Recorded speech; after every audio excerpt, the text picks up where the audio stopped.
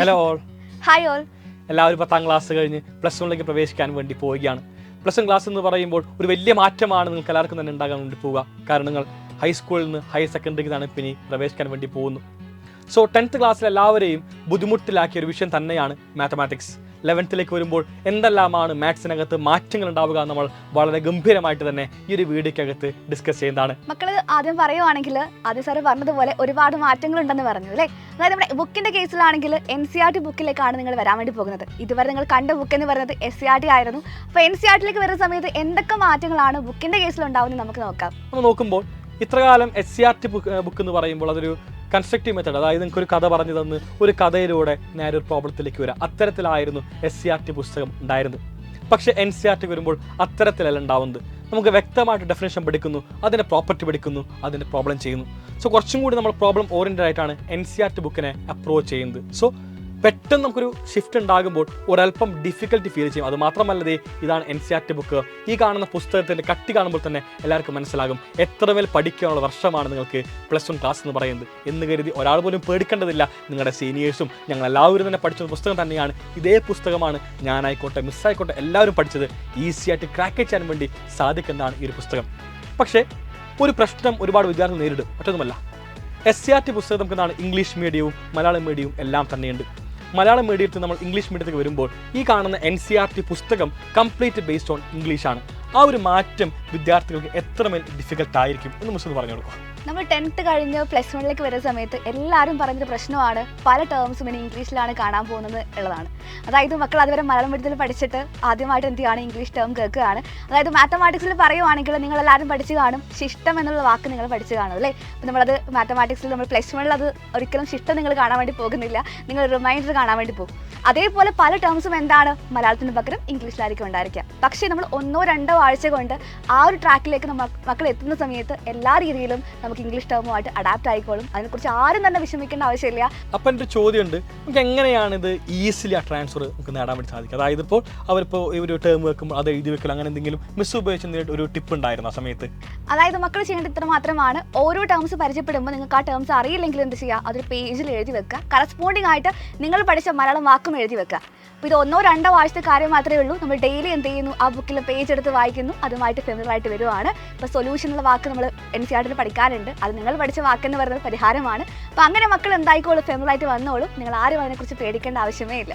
Sir already പറഞ്ഞു കഴിഞ്ഞു നമ്മുടെ ടെക്സ്റ്റ് ബുക്കിൽ അപ്രോച്ചിൽ വ്യത്യാസം ഉണ്ടെന്ന് പറഞ്ഞു.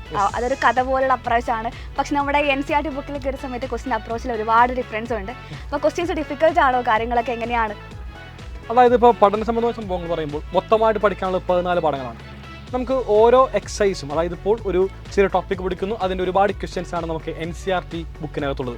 ഈ പറയുന്ന NCERT ബുക്കിലെ ചോദ്യങ്ങളാണ് നിങ്ങൾക്ക് എക്സാമിനും ഉണ്ടാവുക. ഒരുപാട് ചോദ്യങ്ങൾ കാണുമ്പോൾ ഓട്ടോമാറ്റിക്കലി എല്ലാ വിദ്യാർത്ഥികൾക്കും ഒരു പേടി തോന്നും. അത് ഇനീഷ്യലി സത്യമാണ്, പേടി തോന്നും. പക്ഷേ നമുക്ക് വളരെ സുഖമായിട്ട് തന്നെ ഈ പറയുന്ന എല്ലാതും ചെയ്യാൻ വേണ്ടി സാധിക്കുന്നതാണ്. ഇനി എല്ലാ ക്വസ്റ്റ്യനും ചെയ്യേണ്ട കാര്യമുണ്ടോ എക്സാമിന് ചോദിക്കുമ്പോൾ അതും നമുക്ക് അത്രമേൽ ആവശ്യവുമില്ല. കാരണം ഒരു ക്വസ്റ്റ്യൻ്റെ പാറ്റേണിൽ തന്നെ ഒരുപാട് ക്വസ്റ്റ്യൻസ് നമുക്ക് എന്താണ് NCERT ബുക്കിനകത്ത് കാണാൻ വേണ്ടി സാധിക്കും. സെയിം ടൈപ്പ് ചോദ്യങ്ങൾ എന്താണ് ഒരുപാടെണ്ണം NCERT ബുക്കിനകത്ത് ഉണ്ടാകും. തീർച്ചയായിട്ടും ഒരുപാട് എക്സസൈസ് ക്വസ്റ്റ്യൻസ് ഉണ്ട്. ഇപ്പോൾ അഗ്നി ബാച്ച് വിദ്യാർത്ഥികൾക്കാണെങ്കിൽ ഈ പറയുന്ന എക്സസൈസ് ക്വസ്റ്റ്യൻസ് എല്ലാം തന്നെ നമ്മുടെ അഗ്നി ബാച്ചിനകത്ത് പേൾ എന്ന് പറഞ്ഞ സെക്ഷൻ ഉണ്ട്. പേളിനകത്ത് നമ്മൾ കംപ്ലീറ്റ് റെക്കോർഡ് ചെയ്ത് ഓൾറെഡി അപ്ലോഡ് ചെയ്തിട്ടുണ്ട്. നിങ്ങൾക്ക് ആവശ്യമായിട്ടുള്ള ആ ഒരു NCERT ആ ചാപ്റ്ററിൽ എന്തൊക്കെ ഉണ്ടോ അത്രയും കാര്യങ്ങൾ മുഴുവൻ കോണ്ടന്റും അതേപോലെ ക്വസ്റ്റ്യൻസും ആ ഒരു പേൾ വീഡിയോസിൽ ഉണ്ടായിരിക്കും. നിങ്ങൾക്ക് അത് അവൈലബിളും ആയിരിക്കും. അപ്പോൾ അത് എല്ലാ വിദ്യാർത്ഥികളും അത്രമേ യൂസ് ചെയ്യാൻ വേണ്ടി സാധിക്കും. പക്ഷേ ഇതോടൊപ്പം തന്നെ എല്ലാവരും ശ്രദ്ധിക്കേണ്ടതാണ്, കുറച്ച് ഫോർമുലാസ് പഠിക്കാനുണ്ട്. പണ്ട് നിങ്ങൾ 10th പഠിക്കുമ്പോൾ വളരെ കുറച്ച് ഫോർമുലാസ് മാത്രമേ പഠിച്ചിട്ടുണ്ടായിരുന്നു. പക്ഷേ 11th വരുമ്പോൾ അങ്ങനെയല്ല, ഒരുപാട് ഫോർമുലാസ് പഠിക്കാനുള്ള ക്ലാസ് തന്നെയാണ് പ്ലസ് 1 എന്ന് പറയുന്നത്. പ്രത്യേകിച്ച് ട്രിഗണോമെട്രി പോലത്തെ, അല്ലെങ്കിൽ ഈ പറയുന്ന പെർമുറ്റേഷൻ, ബൈനോമിയൽ തിയറം, അങ്ങനെ ഒരുപാട് ചാപ്റ്റേഴ്സ് നമുക്ക് ഒരുപാട് ഫോർമുലാസ് പഠിക്കാൻ വേണ്ടിയുണ്ട്. ട്രിഗണോമെട്രി പറയുമ്പോൾ ഏകദേശം 19 ഫോർമുലാസ് ആണ് ട്രിഗണോമെട്രി ചാപ്റ്റർ പഠിക്കാൻ വേണ്ടിയുള്ളത്. ഇപ്പോൾ sin of x plus y എന്ന് പറയുന്നത് sin x cos y plus cos x sin y, sin of x minus y എന്ന് പറയുന്നത് sin x cos y minus cos x sin y, sin 2x ന്റെ ഫോർമുലയുണ്ട് 2 sin x cos x 2 tan x divided by 1 plus tan square x, and cos 2x ന് നമുക്ക് 4 formulas വരുന്നുണ്ട്. cos square x minus sin square x, 2 cos square x minus 1, 1 minus 2 sin square x, 1 minus tan square x divided by 1 plus tan square x. ഇത് കേൾക്കുമ്പോൾ automatically എല്ലാവർക്കും മനസ്സിൽ എന്താണ് ഒരു ചെറിയ പേടി തോന്നും. ഇതെല്ലാം പറയുന്ന പോലെ തന്നെ മക്കൾ പ്ലസ് 1 കഴിയുന്ന സമയത്ത് പറഞ്ഞു തുടങ്ങും.